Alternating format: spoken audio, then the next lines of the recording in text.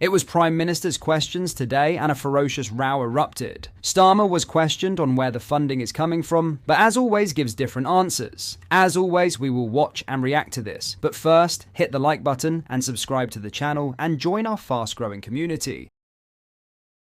Just a quick one to say we have new Liber t-shirts available on our website. You can check the link in the description or go to britishstand.com. Have a watch. Over the weekend, I suggested to the Prime Minister that he cut the aid budget, and I'm pleased that he accepted my advice. Mr. Speaker, it's the fastest response. It's the fastest response I've ever had from the Prime Minister. However, he announced £13.4 billion in additional defence spending yesterday. This morning, his Defence Secretary said the uplift is only £6 billion, which is the correct figure. Prime Minister. I'm going to have to let the Leader of the Opposition down gently. She didn't feature in my thinking at all. I was so busy over the weekend I didn't even see her proposal. I think she's appointed herself, saviour of the Western civilization. It's a desperate search for relevance. But, Mr. Speaker, look, if you take the numbers for this financial year and then the numbers for the financial year 27-28, that's £13.4 billion increase. That is the largest sustained increase in defence spending since the Cold War, which will put us in a position to ensure the security and defence of our country and of Europe. Mr. Speaker, that wasn't very clear. How is it that the Defence Secretary says £6 billion and he says £13.4 billion? The IFS said today that the government is playing silly games with numbers. How does he find this difference in numbers? Prime Minister. Mr. Speaker, we went through this 2 weeks ago, going through the same question over and over again. So let me say it. If you take the financial year this year, and then you take the financial year for 2027-28, the difference between the two is £13.4 billion. That's the same answer. If you ask again, I'll give the same answer again.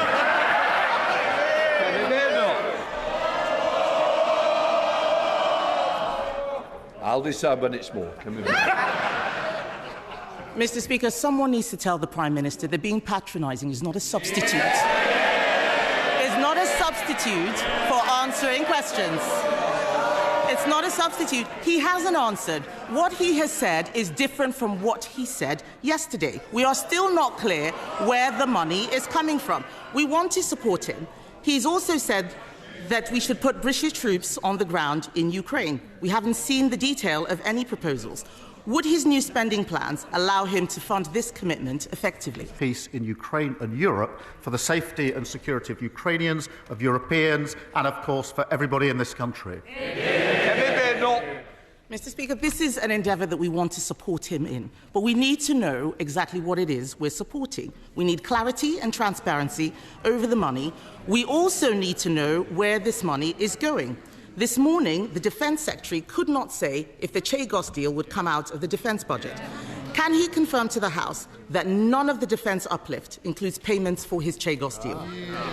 Prime Minister. Mr. Speaker, the additional spend I announced yesterday is for our capability on defence and security in Europe, as I made absolutely clear yesterday. The Chagos deal is extremely important for our security, for US security. The US are rightly looking at it. When it's finalised, I'll put it before the House with the costings. The figures being bandied around are absolutely wild of the mark. The deal is well over a century, but the funding I announced yesterday is for our capability to put ourselves in a position to rise to a generational challenge. That is what that money is all about, and I thought she supported it. Speaker, we need to make sure we are supporting a plan that is clear and transparent.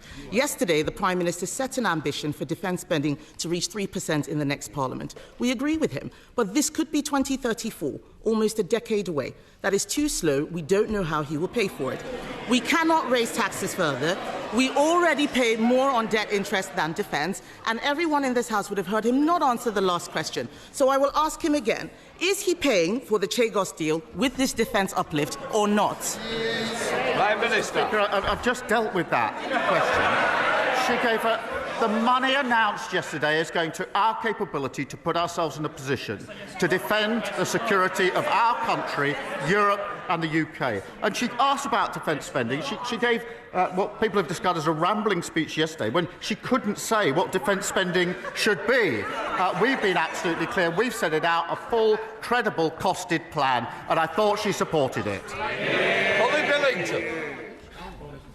In other news, British workers are expected to have potential annual salary increases slashed due to a looming tax rate, according to analysts. The employer national insurance contribution rate is set to increase by 1.2 percentage points, bringing it to 15% on eligible earnings. This change, announced in Chancellor Rachel Reeves's autumn budget last October, marks a substantial shift in employer obligations. Adding further pressure to businesses, the threshold at which employers begin paying NICEs will drop from 9,100 to 5,000. The expansion of the taxable base was part of the first Labour budget in over 14 years. Delivered by Britain's first female Chancellor of the Exchequer, 1/3, 33% of UK employers have already reduced their planned 2025 salary increases in response to the announced changes. For these companies, the salary budget has fallen by approximately 1%, with planned wage increases down to 3% on average. The adjustment aligns salary budgets with current inflation rates, according to the National Insurance Poll survey. However, as high performers typically receive larger portions of these budgets,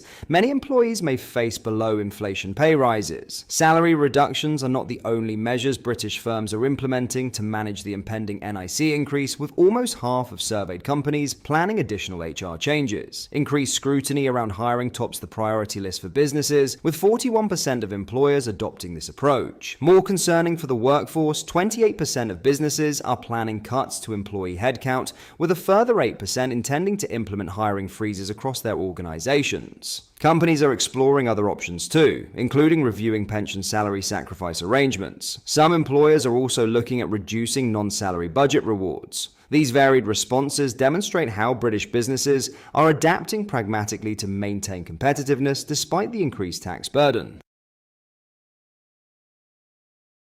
What are your thoughts on what we discussed in today's video? Let me know down in the comment section below. If you've not yet already, make sure you do drop a like on this video and subscribe to the channel for more British content. Thank you, take care, goodbye.